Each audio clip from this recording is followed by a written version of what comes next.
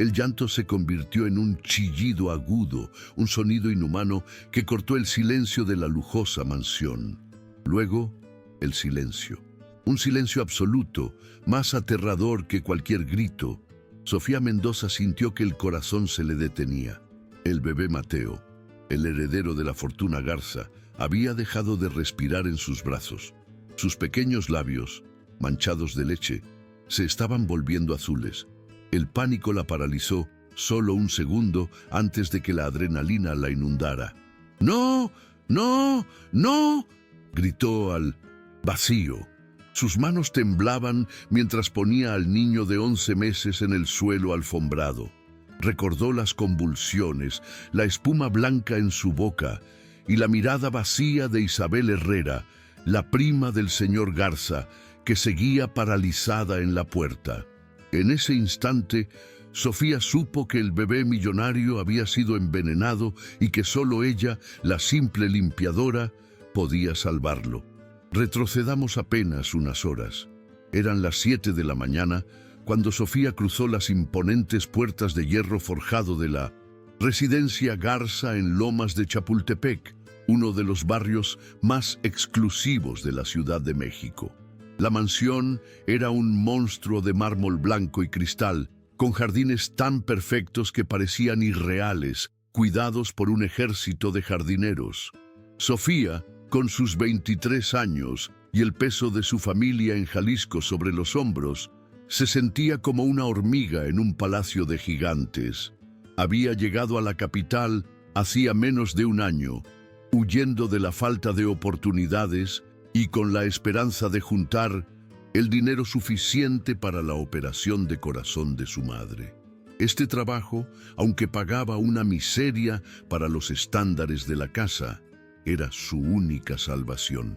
En la cocina de servicio, un espacio más grande que todo el apartamento que compartía, la esperaba doña Rosa, el ama de llaves, una mujer severa pero justa que había trabajado para la familia Garza durante 3 décadas.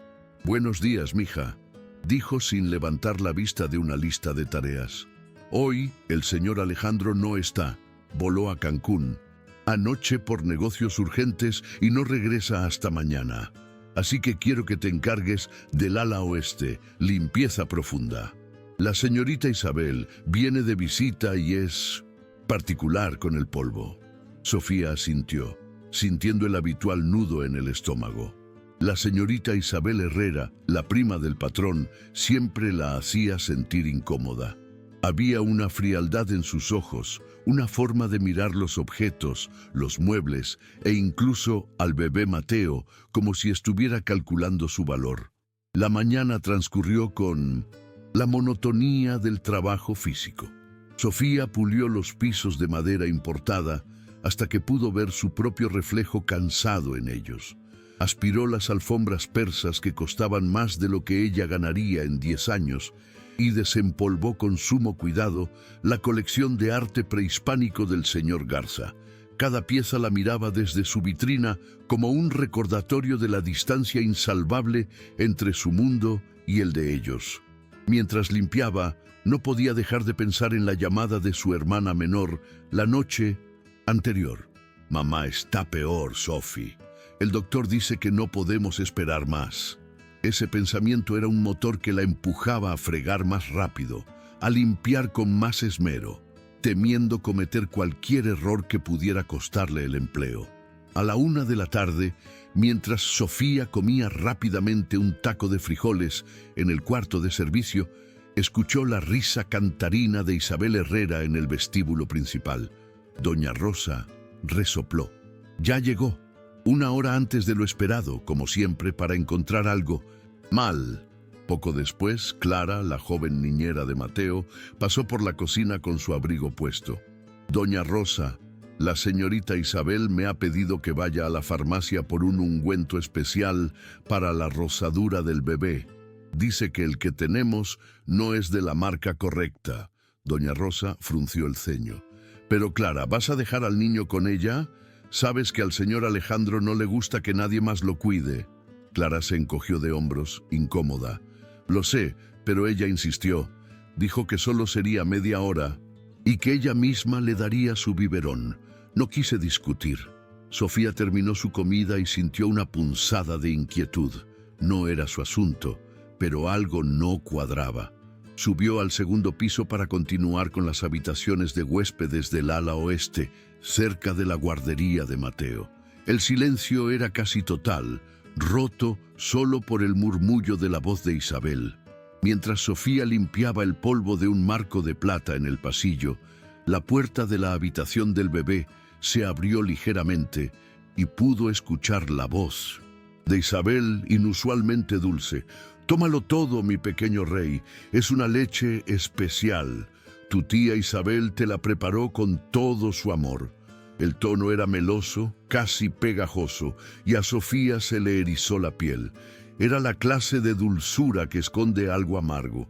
15 minutos después, el murmullo se detuvo.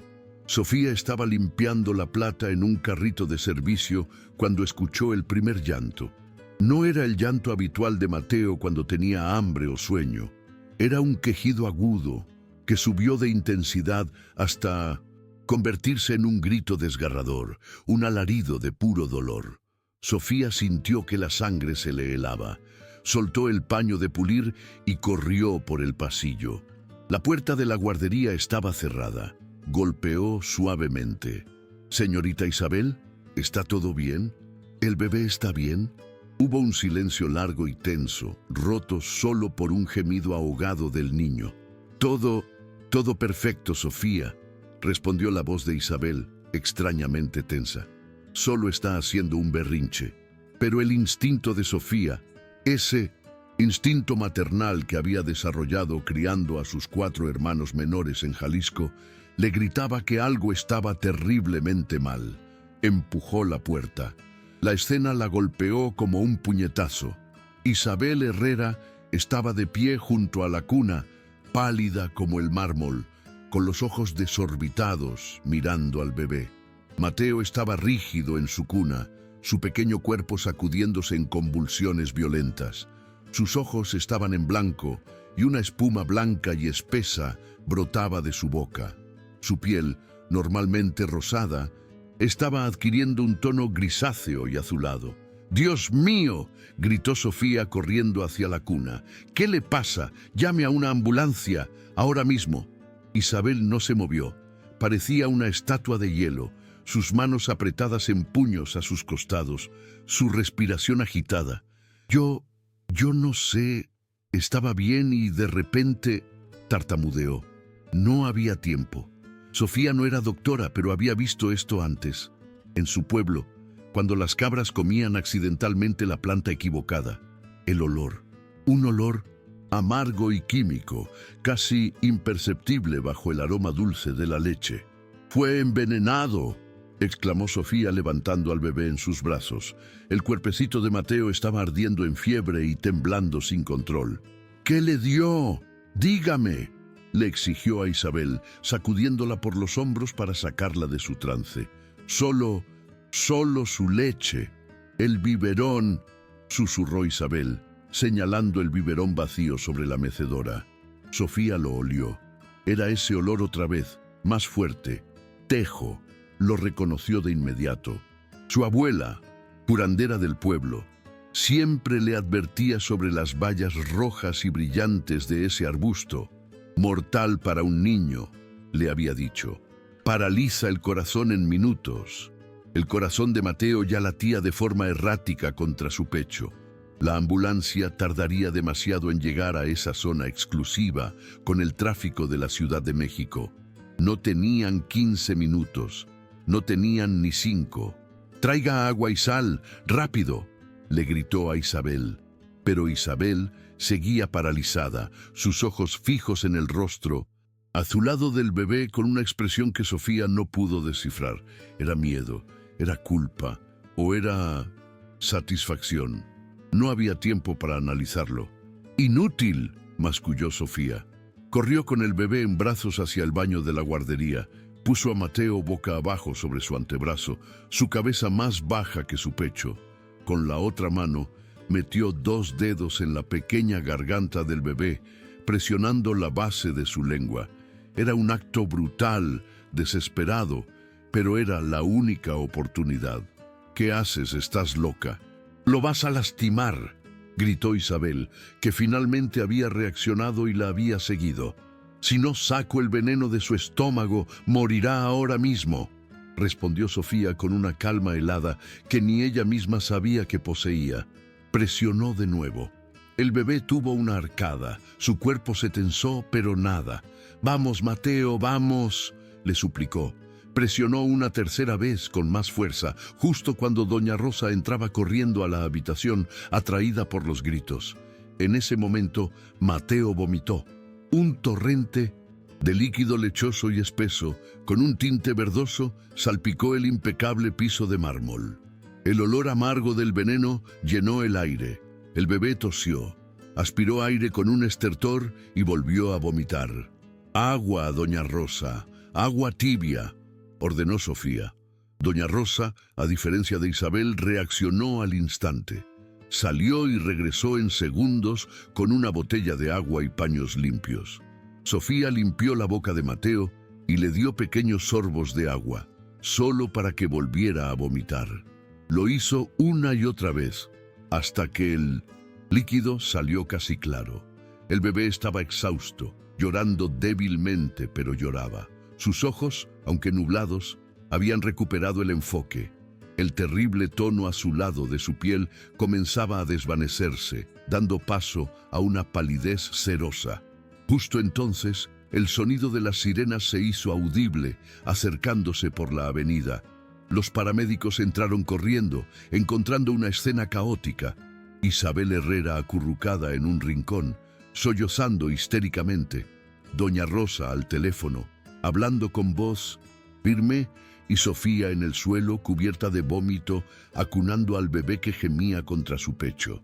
«¿Qué pasó aquí?», preguntó el paramédico líder.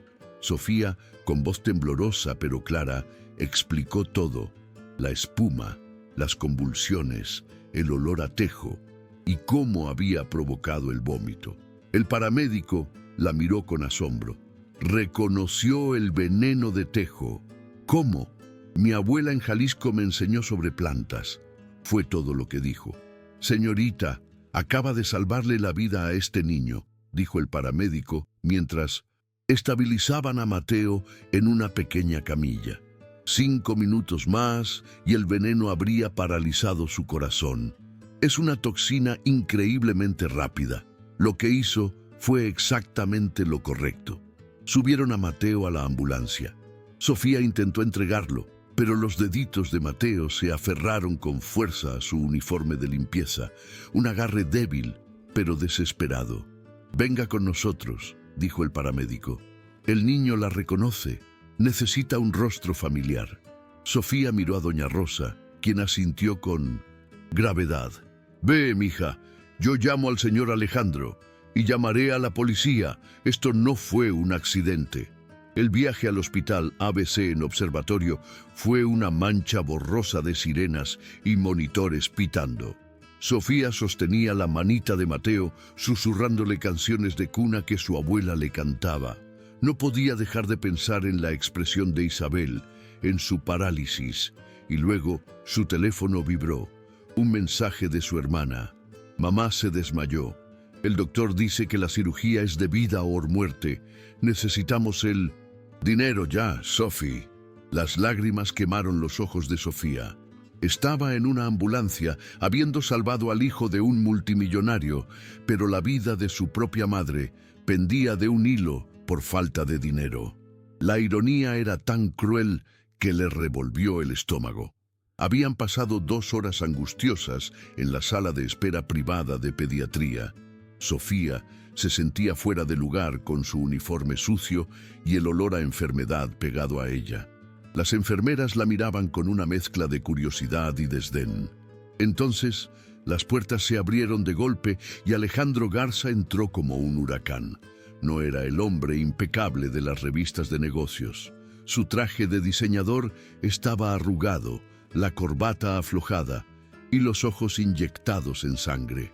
Había volado en su jet privado desde Cancún en tiempo récord.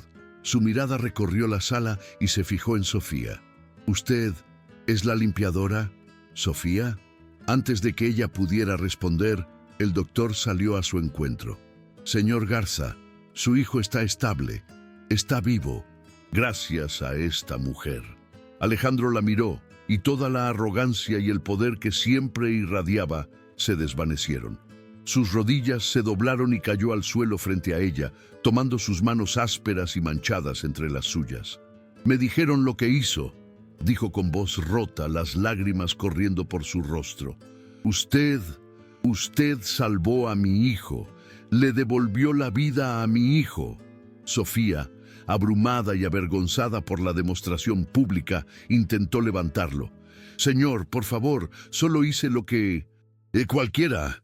¡No!, la interrumpió él poniéndose de pie, pero sin soltar sus manos. No cualquiera. Los paramédicos me explicaron. Reconoció el veneno. Actuó cuando todos los demás estaban paralizados. ¿Cómo supo? Sofía bajó la mirada. Mi abuela era curandera en mi pueblo. Me enseñó sobre las plantas, el tejo. Lo reconocí. Alejandro la miraba como si fuera un ángel. Le debo todo. Le debo la vida de mi hijo. Pídame lo que sea, cualquier cosa. Su familia nunca tendrán que preocuparse por nada. En ese momento, Sofía solo pudo pensar en su madre.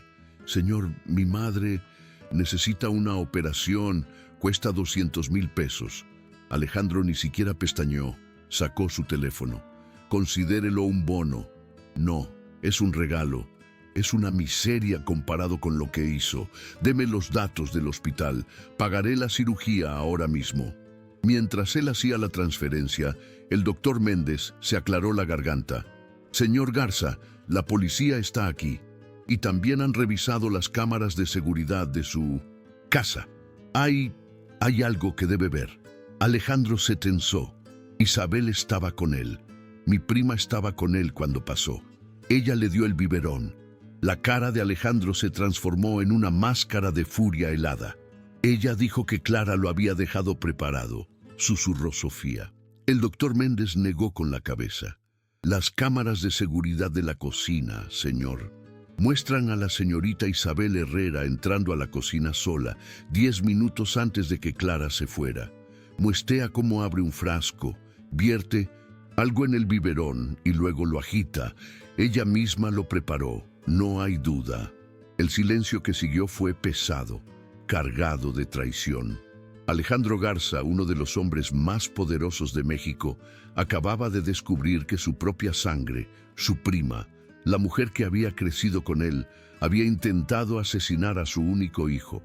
El mundo de Alejandro Garza se derrumbó en ese pasillo de hospital. La traición de Isabel era un veneno más lento, pero igual de letal. ¿Por qué?, susurró, más para sí mismo que para nadie. Ella adoraba a Mateo. Doña Rosa, que había llegado con la policía, se acercó con cautela. Señor, disculpe que me meta, pero la señorita Isabel tenía deudas muy grandes, apostadores, gente peligrosa la estaba buscando. Lo escuché por accidente hace unas semanas. Todo encajó con una claridad horrible. Mateo era el único heredero. Sin Mateo, Isabel, como pariente más cercana, se beneficiaría enormemente. Alejandro dio órdenes frías y precisas a sus abogados por teléfono. Quería a Isabel arrestada. Quería que la investigaran a fondo. Mientras Alejandro se ocupaba de la pesadilla legal, Sofía fue llevada a una habitación privada. Había estado en contacto con el veneno y necesitaban hacerle análisis de sangre. La habitación era más lujosa que cualquier hotel que hubiera visto. Le trajeron ropa nueva, comida caliente, pero ella no podía relajarse. Su teléfono vibró. Era su hermana, llorando de alegría. «Sophie, el dinero llegó. El hospital acaba de llamar. Van a operar a Pai. Mamá, mañana mismo. La salvaste, Sophie. Nos salvaste». Sofía lloró en silencio. Una mezcla de alivio abrumador por su familia y terror por lo que había presenciado. Su vida había cambiado para siempre en un solo día. Más tarde esa noche, Alejandro fue a su habitación. Se veía agotado, con 10 años más encima. Isabel fue arrestada en la mansión. Confesó todo. Dijo que las deudas la ahogaban, que no vio otra salida. Se sentó en la silla frente a la cama de Sofía. Clara, la niñera, renunció. Está aterrada, y yo no puedo confiar en nadie, no después de esto. Mi propio hijo, en mi propia casa. Hizo una pausa larga, mirándola con una intensidad que la hizo temblar. Sofía, quiero que seas la niñera de Mateo, no solo una niñera. Quiero que seas su guardiana, vivirás en la mansión, te pagaré lo que pidas, pero necesito... Mateo te necesita, él confía en ti, yo confío en ti. Sofía estaba atónita. ¿Ella? ¿La limpiadora? ¿Vivir en esa mansión? Señor, yo no tengo estudios de niñera, yo... Solo... Tienes algo mejor, la interrumpió Alejandro. Tienes instinto, le salvaste la vida, lo protegiste cuando su propia familia intentó matarlo. Por favor, Sofía, el dinero de la operación de tu madre no fue nada. Esto es lo que te pido. Protege a mi hijo. Sofía miró a ese hombre poderoso, ahora reducido a un padre aterrorizado. Pensó en su madre, ahora a salvo gracias a él. Pensó en el pequeño Mateo, aferrándose a su uniforme. Acepto, dijo en voz baja. Protegeré a Mateo con mi vida. Los siguientes días fueron un torbellino. Mateo fue dado de alta, completamente recuperado, un milagro médico. Sofía se mudó a una suite en la mansión, al lado de la habitación de Mateo, con una puerta que las conectaba. Su vida anterior parecía un sueño lejano, pero la pesadilla apenas comenzaba. Isabel Herrera, con el poder de los abogados de su familia, fue liberada bajo fianza en menos de 48 horas.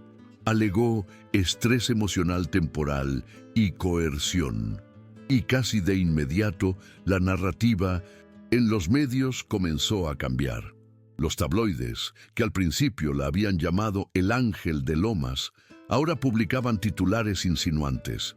Heroína o oportunista, la misteriosa limpiadora que se convierte en niñera de lujo. La Cenicienta moderna, un rescate planeado.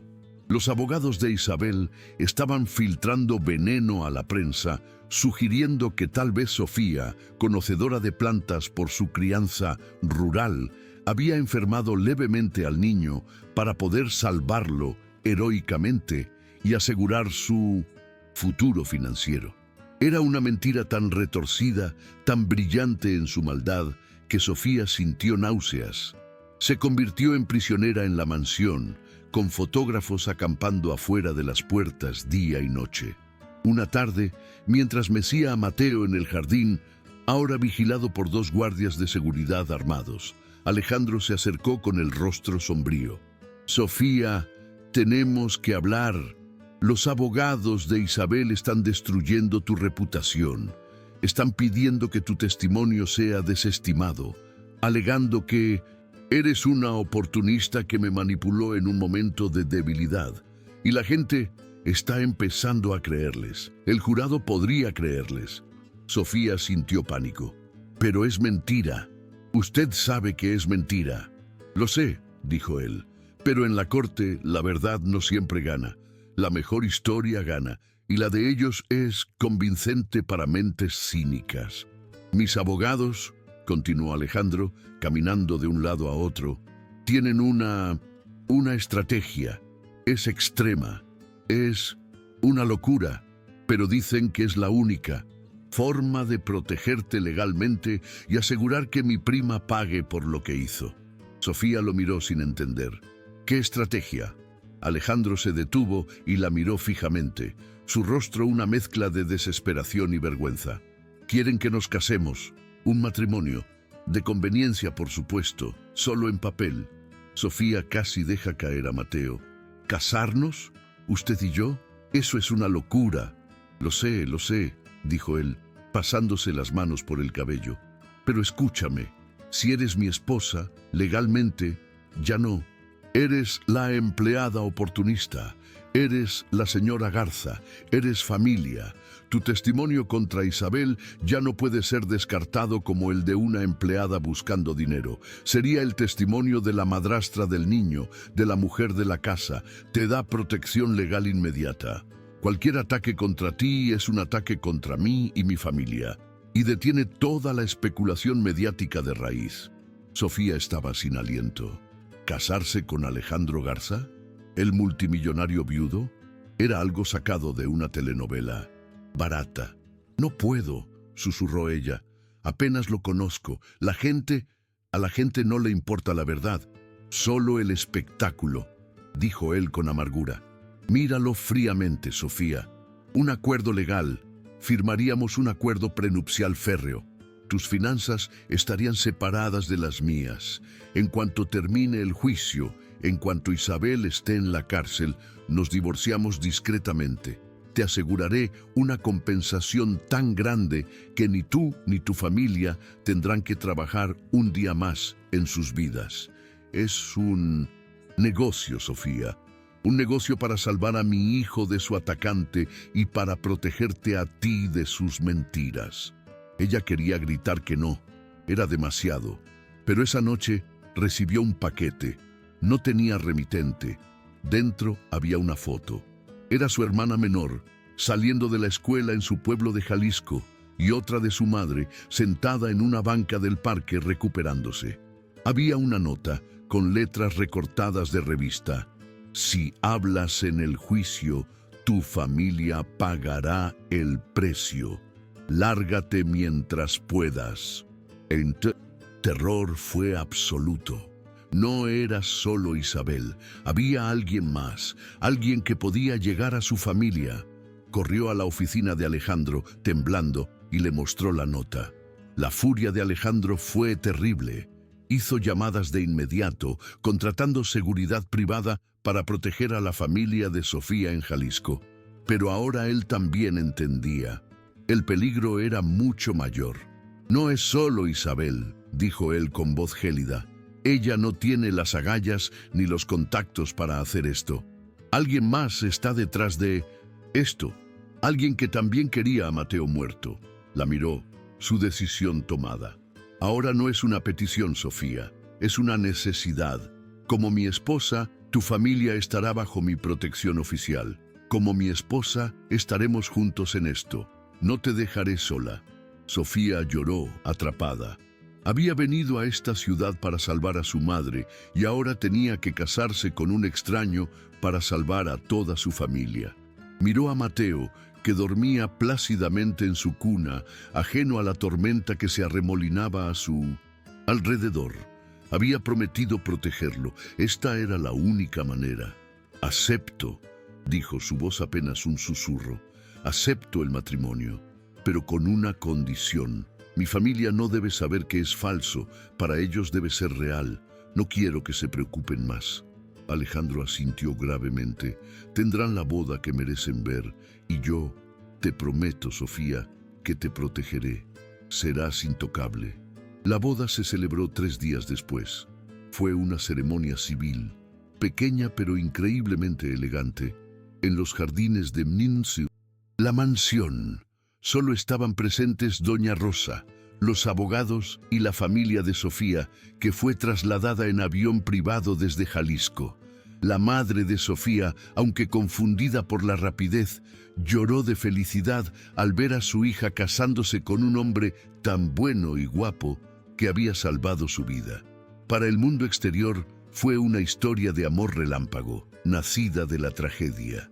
Los medios se volvieron locos. De limpiadora a millonaria, la boda del año. La narrativa de Isabel se desmoronó. La vida de Sofía se convirtió en una jaula de oro. Se mudó oficialmente a la suite principal con Alejandro. Dormían en habitaciones separadas, conectadas por un vestidor gigante, manteniendo las apariencias para el personal. Sus días eran una actuación constante. Desayunaban juntos, paseaban a Mateo juntos, sonreían a las cámaras que los captaban desde lejos. Pero en la noche, el silencio entre ellos era ensordecedor. Alejandro era respetuoso, casi distante. Estaba consumido por la investigación para encontrar al cerebro detrás de Isabel. Sofía, por su parte, se enfocaba en Mateo, que crecía y florecía bajo su cuidado, llamándola Sophie, con una risa que le derretía el corazón. La investigación de Alejandro reveló la verdad. Isabel estaba ahogada en deudas de juego con un prestamista peligroso llamado Ricardo Vargas.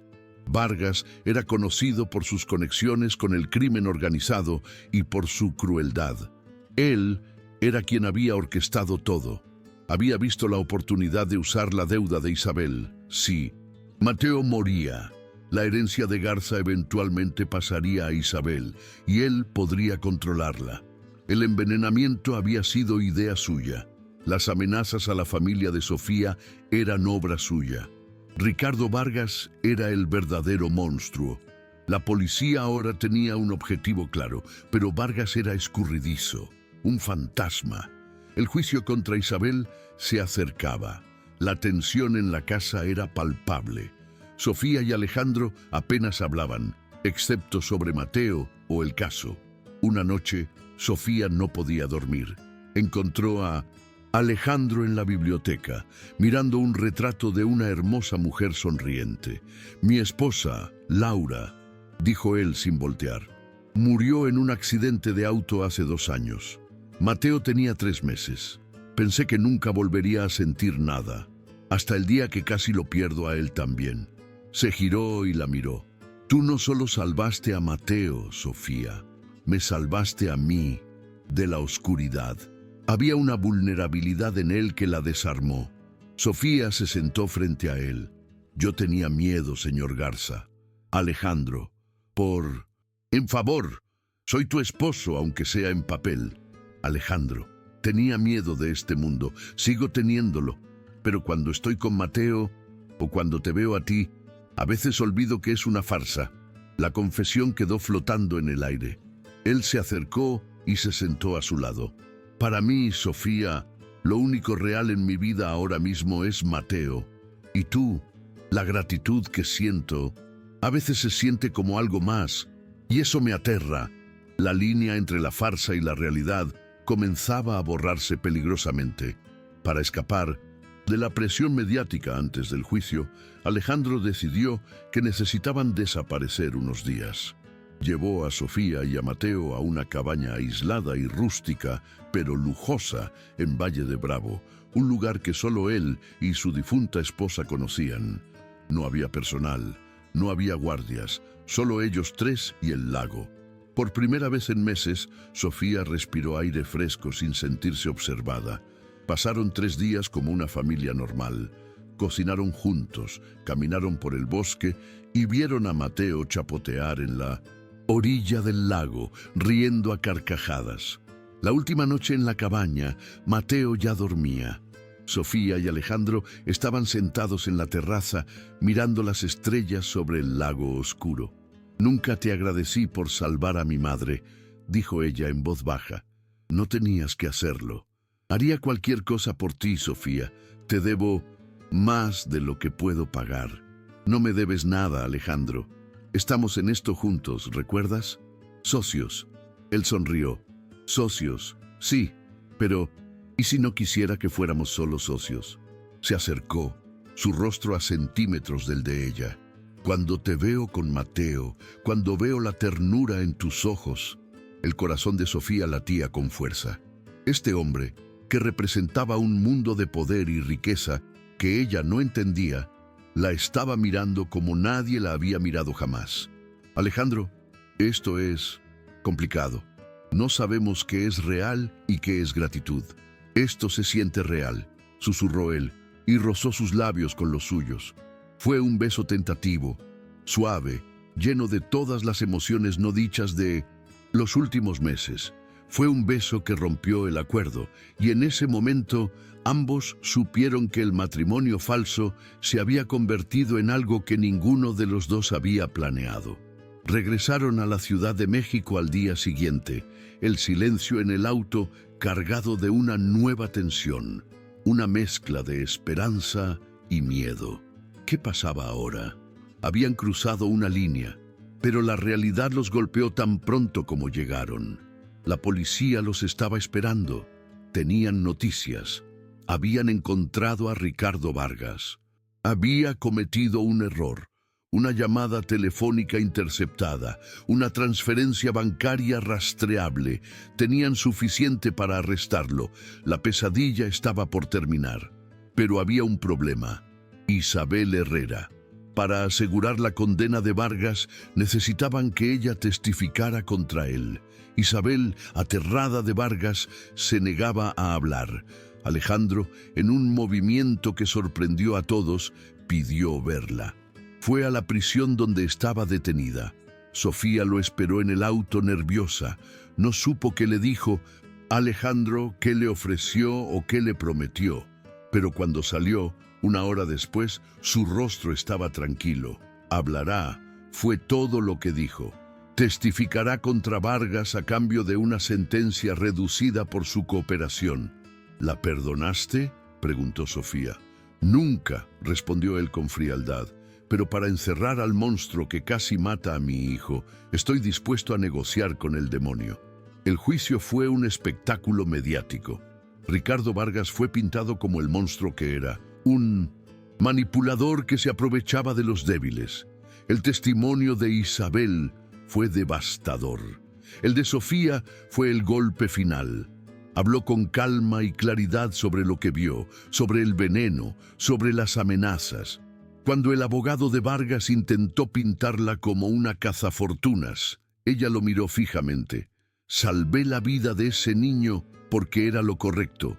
No me importaba el dinero, me importaba él, y lo haría de nuevo 1000 veces. El jurado la creyó. Ricardo Vargas fue condenado a 40 años de prisión. Isabel recibió 8. Esa noche, la mansión estaba en silencio. La amenaza se había ido. Mateo dormía profundamente, a salvo para siempre. Sofía estaba en su habitación, empacando sus cosas en el vestidor. El acuerdo había terminado. El juicio había concluido. Era hora de que el divorcio se llevara a cabo. Escuchó a Alejandro entrar en la suite principal. Salió del vestidor, con el corazón en la garganta. Él estaba de pie junto a la ventana, sosteniendo un sobre. «Los papeles del divorcio», dijo en voz baja. «Mis abogados los prepararon esta mañana, como acordamos». «Gracias», dijo ella, su voz temblando. Tomó el sobre, pero no lo abrió. «Alejandro, lo que pasó en Valle de Bravo...» «Fue un error, Sofía», la interrumpió él, dándole la espalda. «Estábamos bajo presión. Confundimos gratitud y alivio con otra cosa. Mereces ser libre. Mereces encontrar a alguien de tu propio mundo. Te daré la compensación. Será suficiente para...» Ella dejó caer el sobre al suelo. «No quiero tu dinero, Alejandro. Nunca lo quise». Él se giró, sorprendido. Las lágrimas corrían por el rostro de Sofía. «No me importa el dinero. Me importa Mateo. Y me importas tú». Él la miró, una chispa de esperanza desesperada en sus ojos. «¿Qué estás diciendo, Sofía?» «Estoy diciendo que no quiero firmar esos papeles. Estoy diciendo que en algún lugar entre el veneno y las amenazas, entre los pañales y las noches sin dormir, este matrimonio falso comenzó a sentirse como lo único real en mi vida. Te amo, Alejandro. No sé cómo ni cuándo pasó, pero te amo». El silencio se extendió. Alejandro cerró los ojos, como si sintiera un dolor profundo, antes de cruzó la habitación en 2 zancadas y tomar su rostro entre sus manos. «Yo también te amo, Sofía», dijo con voz ronca. «Estoy tan enamorado de ti que duele. Pensé que te estaba liberando». «No quiero ser liberada», susurró ella. «Quiero quedarme». Él la besó, y esta vez no fue tentativo. Fue un beso profundo, hambriento, un beso que sellaba una promesa que ninguno de los dos había buscado. Rompieron los papeles del divorcio esa misma noche. La prensa, por supuesto, lo llamó el final feliz del cuento de hadas. Pero para Sofía y Alejandro fue algo mucho más complicado y mucho más real. Fue el comienzo de una vida construida sobre las cenizas de una tragedia, una vida que habían elegido juntos. Alejandro insistió en que Sofía no fuera solo la esposa de. Vio su inteligencia, su sed de conocimiento. Quería ser maestra, le recordó. Mi abuela me enseñó sobre plantas. Yo quiero aprender sobre el mundo. Con su apoyo, Sofía se inscribió en la universidad para estudiar educación especial. Quería ayudar a niños como ella había ayudado a Mateo, pero con las herramientas adecuadas. Fue difícil al principio equilibrar ser madre, esposa de un hombre de negocios y estudiante, pero nunca se había sentido más viva. Un año después, en una mañana soleada, Sofía estaba en el jardín jugando con Mateo, que ahora corría y hablaba sin parar. Alejandro se acercó y la abrazó por detrás, poniendo una mano sobre su vientre, ahora notablemente redondeado. «Un hermanito», susurró él, sonriendo. «O hermanita». Estaban esperando a su primer hijo juntos.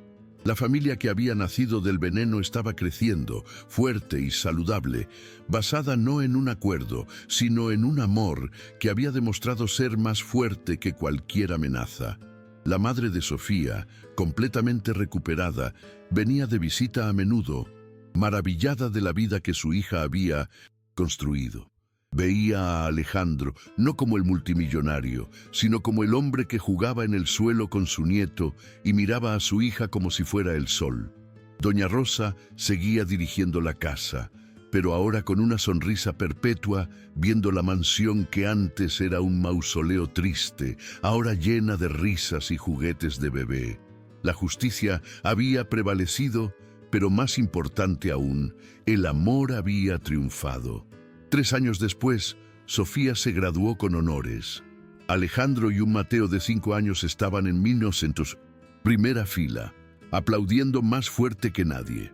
Tenían a su lado a la pequeña Laura, de 2 años, la hija de ambos, llamada así en honor a la difunta esposa de Alejandro, una idea de la propia Sofía.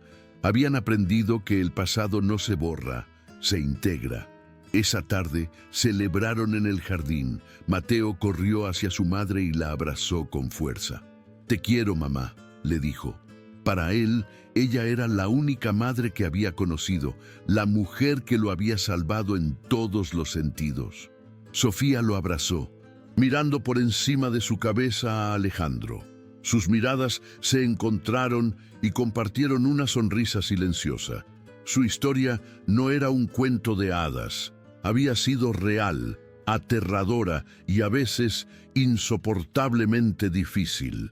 Había comenzado con un veneno mortal, pero había terminado con una vida plena.